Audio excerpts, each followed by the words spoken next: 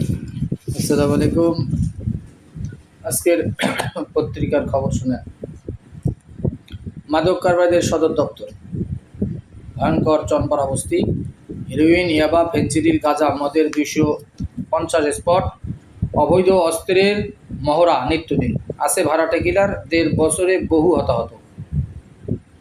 চীন সফর হবে বহুমাত্রিক, একমাত্র ঈশ্বরেই সরাতে পারবেন বলেছেন জো বাইডেন।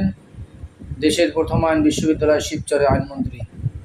সরকার হটানোর নতুন পদরেখা নেই, মোয়াজ্জেম হোসেন আলাল। বাংলা ব্লকেট কর্মসূচি কোটা বিরোধীরা, ক্লাস পরীক্ষা বর্জন, সড়ক মহাসড়ক অবরোধ, পুলিশের বাধা। চেন অফ কমান্ডে আস্থাশীল থেকে দায়িত্ব পালন করুন রাষ্ট্রপতি। ইরানের নতুন প্রেসিডেন্ট মাসুদ পেজেশকিয়ান।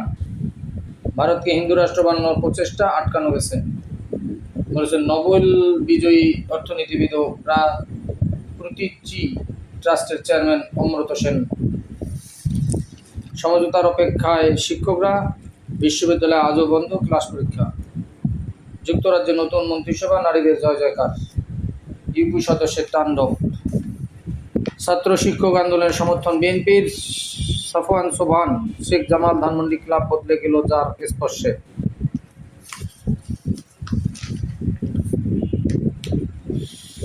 দুর্ভোগে বানবাসী, বন্ধ শিক্ষা প্রতিষ্ঠান, তলিয়েছে ফসলি জমি, উঁচু স্থান। নৌকায় আশ্রয় বিপাকে গবাদি পশু নিয়ে।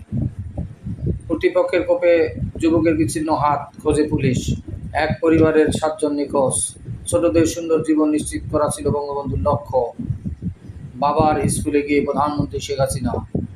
পবিত্র আশুরা 17 জুলাই, সমাবেশে খালেদা জিয়ার মুক্তি দাবি। ভারত রাজনৈতিক চীন উন্নয়নের বন্ধু কাদের, দাবি বেড়াচ্ছে অবৈধ আন্তঃজেলা বাস। জুয়েলারি শিল্প বিকাশে বড় বাধা, সোনা চোরাচালান। সংযোগ নিরালা বাইপাস, প্রেমিকের সঙ্গে ঘুরতে গিয়ে ধর্ষণের শিকার। এই হলো খবর, বাকিটা আপনারা অন্যান্য খবর থেকে জেনে নেন, শুনে নেন, বুঝে নেন আর কি।